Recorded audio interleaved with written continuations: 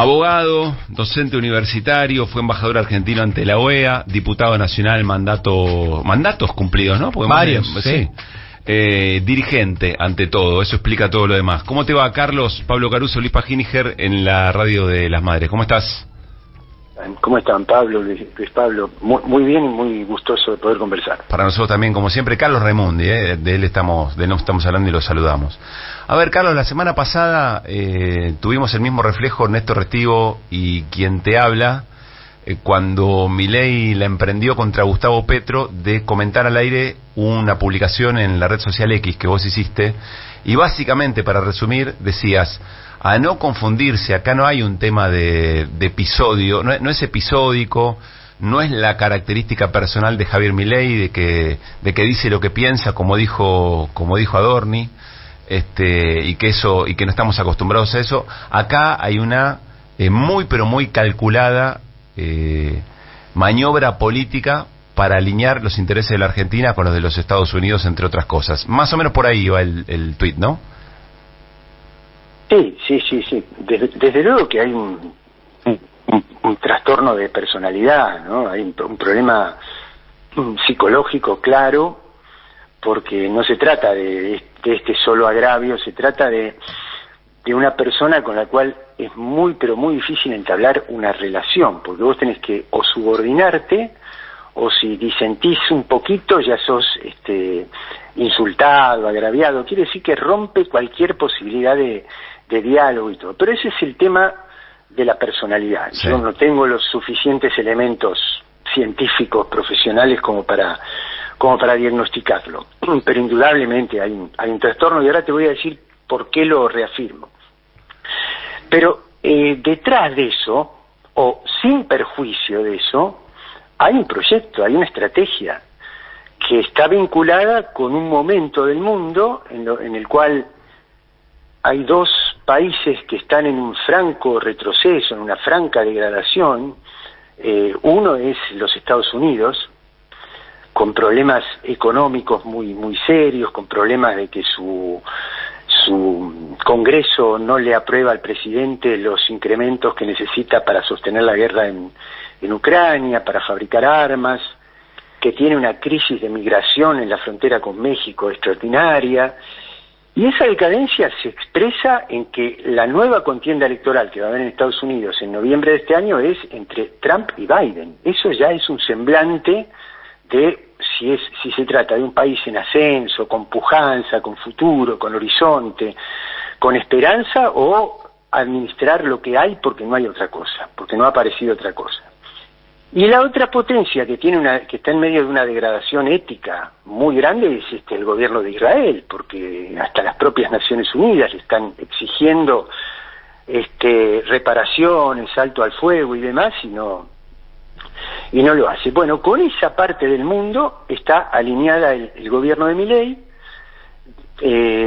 la presencia del jefe de la CIA. O sea, el jefe de la CIA es el jefe de la inteligencia internacional de los Estados Unidos, que es quien supervisa con precisión quirúrgica cada bombardeo, cada atentado, cada despliegue de bases militares, cada invasión. Lo hace la CIA. No es que vino una persona subalterna no. Contemporáneamente al control militar de los Estados Unidos de la red troncal del río Paraná y la militarización de la zona de Rosario. Que además no es habitual que el jefe de la CIA ande visitando países, digamos, ¿no? No, y mucho menos países que no tengan, en los cuales los Estados Unidos no tengan un interés estratégico. Entonces uno dice, pero claro, Siria, por ejemplo, sería un país donde Estados Unidos tendría un interés estratégico, Arabia Saudita. Argentina, ¿por qué? Bueno, Argentina porque es el factor disruptivo de América, es decir, es el que está quebrando todos los lazos, es el que está contribuyendo a la fragmentación en un momento de disputa como esta, donde hay un eje en ascenso. Ahora Pablo, y no sé si está Néstor, pero el que no quiera ver esto, es porque ideológicamente está encaprichado, porque tiene una venda en los ojos, porque no lo quiere hacer. Pero hay un mundo que está en ascenso, que se organiza en los BRICS, que son los principales proveedores de energía, de materias primas y de patentes intelectuales. Bueno, de ese universo donde la Argentina estaba ingresando, Milei no saca. Ni Bolsonaro sacó a Brasil de los BRICS. Claro. Ni Bolsonaro.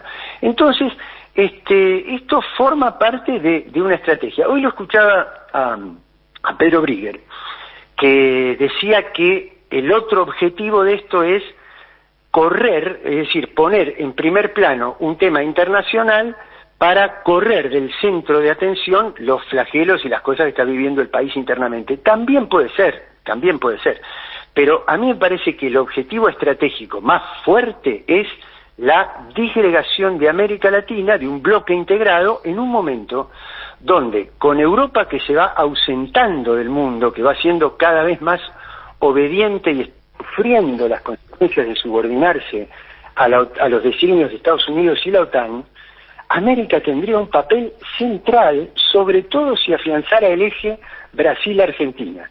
Si a eso vos le sumás elecciones en Venezuela para relegitimar el proceso político, Petro en Colombia y AMLO en México, vos tenés en América un bloque destinado necesariamente a desempeñar un rol. ¿Cuál es el papel de Milei? Entonces es desarticular completamente esa posibilidad. Claro. Estamos charlando con Carlos Raimundi. Luispa, quiere hacerte una pregunta, pero antes me parece que nos va a venir bien repasar lo que el vocero presidencial dijo respecto de las bravuconadas de Milei sobre Petro, recordando que en medio de todo esto la canciller Mondino dijo, bueno, lo personal no es político, básicamente dijo Mondino. Sobre eso va mi pregunta. Lo personal no es político, dijo Mondino, pero Adorni dice... Pero bueno, la posición del presidente Milei siempre fue la misma, siempre se refirió al pasado de Petro, confirmó lo que dijo varias veces sobre Petro, sí. Y siempre apelamos a que las diferencias, por supuesto, abismal, de una distancia abismal entre la ideología de Petro y la nuestra, o la del presidente Milei, no afecte la relación entre los pueblos, ¿no? Eso ¿no es un error personalizar en el conflicto con los nombres propios y poniéndole un calificativo a cada presidente de la región? ¿Por qué? Bueno, acaba de tomar una medida... Porque me parece que personalizar para mí no es una buena idea. Bueno, al presidente le parece que sí. Al presidente le parece que sí. ¿Sabes lo que pasa? Nos desacostumbramos a que un presidente diga la verdad, diga lo que siente y que diga lo que piensa. Carlos, retomo, ¿cómo andás? Luis Pablo te saluda. Sí. Retomo esto que acabamos de escuchar con la pregunta, y tiene que ver sencillamente con, bueno, vos explicabas, no es casualidad, no son cosas aisladas, es parte de un plan, de una idea que se está llevando adelante en relación a América Latina. ¿Y hasta dónde, y acaba la pregunta, hasta dónde está la lógica del policía bueno y el policía malo, como parecieran ser Milei en relación a las descalificaciones a Petro y a Manuel López Obrador, versus la intención de intentar calmar las aguas de Diana Mondino, ¿no? ¿Es posible esto? ¿Puede haber una ruta por un lado y otra ruta por el otro, y en realidad lo que vale es lo de Mondino? ¿Puede ser eso? Mira, Luis Pablo, ¿qué pasa? Es que, primero, yo creo que analizar o tratar de hacer la exégesis de Adorni y de la relación Adorni/Milei, para mí es un insulto al sentido común, a la inteligencia. Yo sinceramente hay personas a las que no me rebajo a analizarlas desde un plano de racionalidad porque no la tiene. ¿Pero sabes por qué no la tiene? Porque ¿lo decís por Milei o por Adorni? Por los dos, pero porque uno cumple un rol, pero el otro lo complementa, lo trata de explicar. ¿Pero por qué? Porque si no tenemos que caer tan bajo de que la sinceridad es cuando a vos se te pasa por una neurona un juicio sobre una persona, lo tenés que largar, pero así se rompe la convivencia, digamos. Si nosotros vivimos poniéndonos frenos, pero que no son no nos convierten en hipócritas, sino que nos convierten en seres vivientes, claro. hablantes, para poder convivir. Quiere decir que eso de asociar el insulto con la sinceridad es un agravio a la inteligencia. Nadie lo puede ni siquiera empezar a analizar, y muchísimo menos cuando se trata del presidente de un país, porque ¿qué es lo que diferencia al presidente de un ciudadano común? Que el ciudadano común se representa a sí mismo, pero un presidente jura representar los intereses de su país, entonces tiene repercusión política. Vos no podés escindir lo personal de lo político. Y lo tercero es que este hombre dijo lo que dijo porque indudablemente hay un trastorno psicológico, sin duda. Vos te das cuenta cuando lo ves, los desplantes, la destemplanza, la agresión en el gesto, la posición de la boca, del ceño.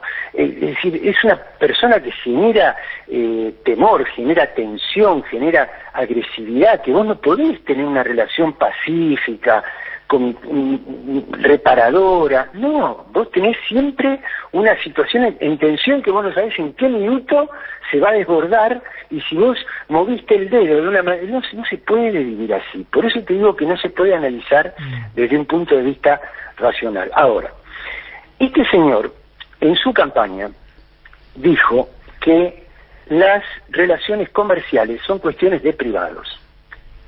Y resulta que como la Argentina tiene uno de los superávit más grandes en el comercio al interior de América Latina con Colombia, que es la que le permite de alguna manera compensar el déficit que tenemos con Brasil junto con otras relaciones comerciales, vos te imaginás los empresarios que ahora se quedan sin oficinas consulares, sin agregados comerciales en la Embajada de Colombia por la tirantez al borde de la ruptura de las relaciones diplomáticas. Han ido a Mondino, que es ministra de Comercio Exterior además, no solamente de Relaciones Internacionales, y le han dicho, ¿qué hacemos? Entonces, ¿qué tendría que haberle dicho Mondino? Mire, el presidente dice que las relaciones comerciales son privadas, son entre privados, arréglense ustedes con los privados de Colombia. No es así. No es así. Entonces, yo el corolario que haría, perdónenme, ¿no? me salgo un poquito del tema. Nosotros vamos a seguir analizando diariamente, después lo podemos hacer hora tras hora y minuto tras minuto, los desplantes del presidente y de este gobierno. Y vamos a hacer una lista interminable, que se va a incrementar progresivamente. O le destinamos la energía a ver cómo trabajamos sobre la tolerancia de nuestro pueblo. Porque acá el que va a decidir es el punto límite de tolerancia que tenga nuestro pueblo. Y aquí ya no hay contrato electoral, legitimidad de origen.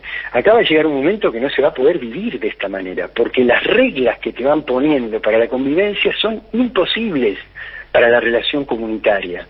Y es ahí donde creo que la política tiene que trabajar en esclarecer para acelerar con la mayor rapidez posible, en honor de los intereses de la patria, de las familias argentinas, de nosotros. Cuando digo nosotros, todos nosotros los argentinos y las argentinas, el nivel de tolerancia, porque si no nos vamos a acostumbrar a ser comentaristas de los desaguisados de Milei. Y cuando Carlos, lo que tenemos que ver es cómo se termina lo antes posible. Carlos, en ese sentido, estamos charlando con Carlos Raimundi. ¿Cuáles te parecen que son los métodos más efectivos en este tiempo para trabajar ese esclarecimiento? ¿Es dirigente por dirigente donde encuentre lugar en sus redes sociales? ¿Es la construcción de algo colectivo que evidentemente está costando mucho? ¿Cambió algo la manera de acumular política de un tiempo a esta parte y hay que ir a fórmulas nuevas? ¿Siguen funcionando los conflictos en la calle? ¿Cuál es la manera, a tu criterio, más efectiva para eso? Sí, pero Pablo, no hay una sola manera. Es acumulativo el proceso. Es acumulativo. Hay acontecimientos importantes. El 24 de enero fue uno, el 24 de marzo fue otro, los paros en el medio, las movilizaciones, las multisectoriales. Es decir, ninguno por sí mismo sintetiza. Pero era necesario que se hiciera el anterior para hacer el presente, y es necesario hacer el presente para preparar el terreno para el futuro acontecimiento. Ese es uno de los planos.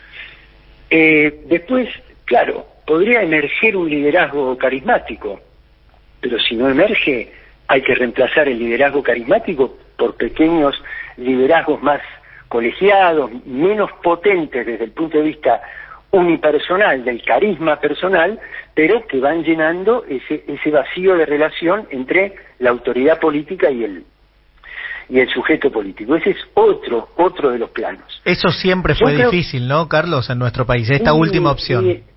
En Argentina es difícil, y sí, bueno, pero que no vamos a esperar a un emergente, digamos. Mientras tanto, ¿qué hacemos? Tenemos que seguir trabajando, y ahí mismo va a salir la emergencia, porque yo en el Parlamento he escuchado discursos muy buenos. Axel es una persona que se ha parado en el otro platillo de la balanza para contrabalancear con el discurso de esta energúmeno que tenemos del gobierno nacional. Así que los liderazgos van surgiendo y hasta que surjan igual hay que trabajarlos. Ahora, este es otro plano. Ahora, el otro plano es que nosotros, a mi manera de ver, y esto dicho con la mejor intención, lo más constructiva, cuando yo planteo déficits anteriores, no lo estoy planteando como un pase de factura personal, sino como una asignatura pendiente que nos tiene que llevar a no repetir los mismos errores. Nosotros postergamos, dejamos de lado discusiones muy fuertes que hacen a la vida cotidiana de la sociedad. La seguridad o la inseguridad es una de ellas. La manera que tienen los jóvenes de asimilar la palabra democracia es otra cosa que nos tomó no sé si de sorpresa, pero no le dimos la dimensión que verdaderamente tenía. La emergencia de una estructura económico-social de la informalidad, que no siempre está asociada con la pobreza, La informalidad no es sinónimo de pobreza. Hay pobreza en la formalidad y hay riqueza en la informalidad. Ese nuevo emergente económico-social no lo tuvimos en cuenta.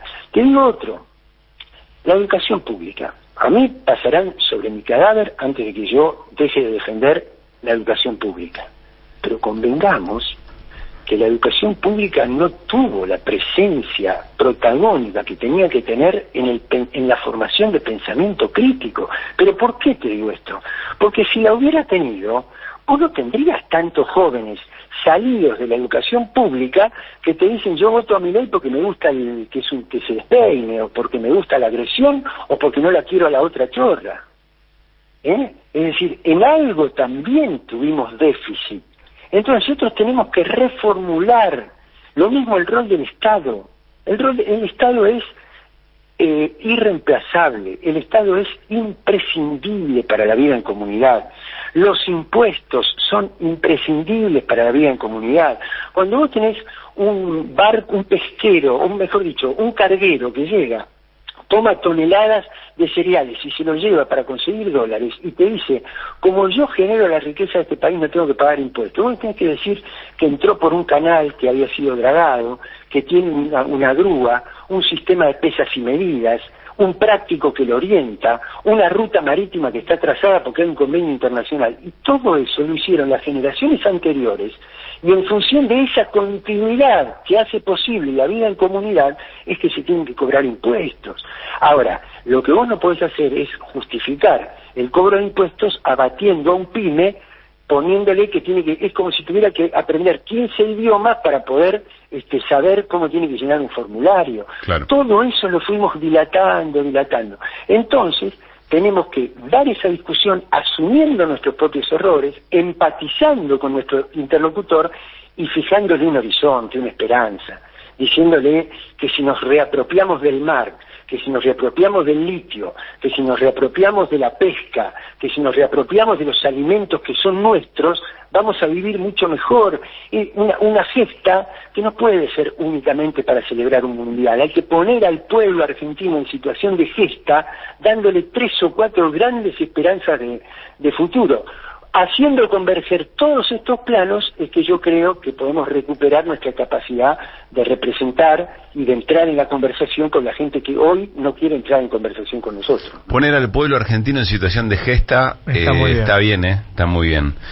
Carlos, quiero preguntarte por el rol que están cumpliendo los gobernadores de todo pelaje en este momento. ¿Qué estás leyendo ahí?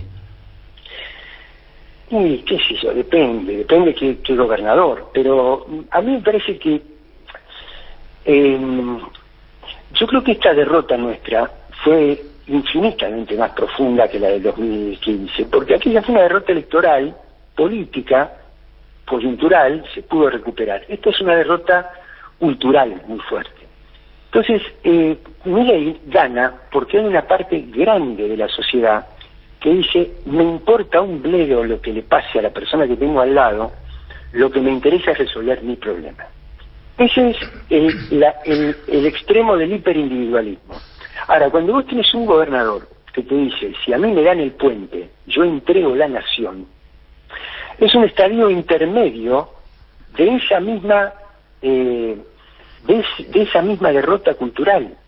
Es decir, a mí dame para que yo pueda pagar los sueldos, devolver la plata de la caja social de la provincia, permitirme terminar la ruta que había empezado y no la pude terminar, y entrego el litio, entrego el petróleo, entrego los fondos coparticipables, entrego todo.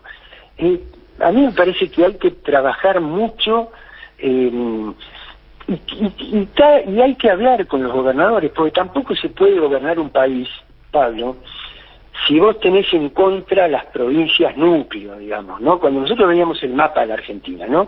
El peronismo barra kirchnerismo mantenía un cierto control sobre provincias patagónicas, las provincias del norte grande, pero después tenías Mendoza, Córdoba, Santa Fe, Entre Ríos, del color opuesto. Y tampoco, quiere decir que aún con aquellos gobernadores que no piensan igual que yo, tengo que entablar un vínculo. A mí me parece muy bien este acuerdo que ha hecho Axel con Puyaro, pero no porque me guste Puyaro, pero lo que no puedo es poner una grieta y una fractura cuando hay un interés común, que es tratar de que el conurbano de la provincia no se convierta en Rosario, y ver cómo la provincia también ayuda a mejorar la situación de Rosario. Todas esas cosas hay que irlas haciendo con un modo que no sea o yo o nada, sino yo aporto lo mío, pero entiendo que el otro, que es diferente a mí, puede aportar algo. Del otro lado están los que se van a vender y los que te van a traicionar. Esos los que se venden y traicionen, esos son vendepatria y traidores. Pero hay otro núcleo de gobernadores que, aunque no estén respondiendo igual que nosotros quisiéramos, hay que entablar puentes para ir reparando el tejido de esa tremenda derrota cultural que acabamos de sufrir. Carlos, ¿ves riesgo de desarticulación nacional? Por ejemplo, cuando los gobernadores del sur se establecen como región Patagonia y eligen un presidente. Y bueno, yo esperaría que no, pero cuando uno se va familiarizando con estas cosas, yo por eso te digo que creo que hay que recuperar rápidamente el sentido nacional, porque una cosa es la autonomía, las particularidades de una provincia, querer sus propias riquezas, defenderlas, pero otra cosa es creer que separándose de un todo nacional a vos te va a ir mejor que cediendo una parte para integrarte en un todo nacional. Pero eso es una tarea difícil, es una tarea que nos va a llevar tiempo, pero la tenemos que encarar. Tendríamos que evitar a toda costa que se naturalice esta idea, porque además hay proyectos de afuera que están tendiendo a eso. No es únicamente la posición de un gobernador o de un grupo de gobernadores. Es una estrategia que te va llevando a la desintegración, ¿no? Que viene de cómo planifican las ultraderechas, la estrategia, no digo mundial, no nos confundamos, no creamos que es una estrategia mundial, es una estrategia de Occidente, es una estrategia de Europa y América. O sea, la cumbre conservadora, esta de Washington, donde fue Milei, donde fue Bullrich, tuvo una parte visible que es la de los discursos, pero tuvo otra parte invisible, que es la de la planificación de las redes, la degradación del lenguaje. Vos fíjate que Milei vuelve acá y le dice síndrome de Down al gobernador de Chubut, me voy a orinar en los gobernadores, el Congreso es un nido de ratas y así. Eso también está planeado, es el caos generalizado para reclamar después un orden neofascista. Y la otra cosa que se planifica en esas cumbres es la disolución de las naciones, es la polarización crónica, el no ver salida. Por eso que hay un rol urgente de la política, un rol urgente de la política. Perdón, Carlos, que te repregunte ahí, ¿por qué en qué sentido ganan con la desintegración de las naciones? Pero si yo soy BlackRock o si yo soy una multinacional del litio, ¿con quién me conviene sentarme a discutir el litio? ¿Con el gobierno argentino o con la provincia de Jujuy? Ok. O sea, es para negociar en fortaleza y debilidad, digamos. Pero cuanto más chico sea el ente, cuanto más subnacional sea el ente, menos posibilidades tengo. Yo, suponete, tengo que discutir un contrato con una petrolera o con Chevron, y tengo que poner cláusulas sobre la provisión de energía. ¿Cómo me conviene discutir? ¿En nombre de toda la red interconectada nacional o me conviene hablar en nombre de la represa de una provincia? Uh-huh. No hay duda de eso, Pablo. Bien. Carlos, gracias. Quiero decir algo antes que cierre, para que lo escuche Carlos. Podemos estar de acuerdo en todo, en poco o en nada con nuestros interlocutores habituales en un programa de radio, el caso mismo del propio Carlos, pero en un momento cuando dirigentes hablan de la manera en que habla Carlos, cuando las personas dicen cosas, vos te das cuenta en el contraste de las personas que no dicen nada, o que te casetean, o que te responden cosas que vos ya sabés cuando haces la pregunta.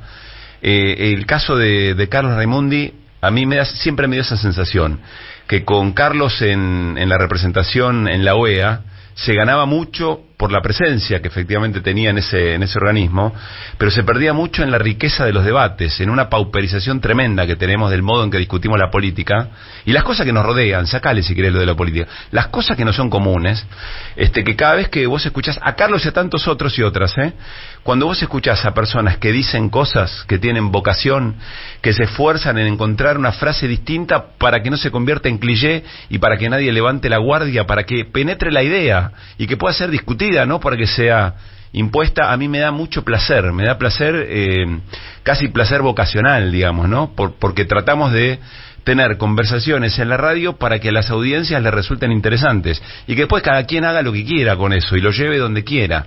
Así que, Carlos, no quería dejar de decir eso y celebrar cada conversación con vos. Un abrazo grande. Pablo, te agradezco, te digo que nos tenemos que juntar todos los que tratamos de contribuir a lo mismo, que es contribuir a conversar, no a imponer una verdad, sino a conversar y a que vuelvan las ideas.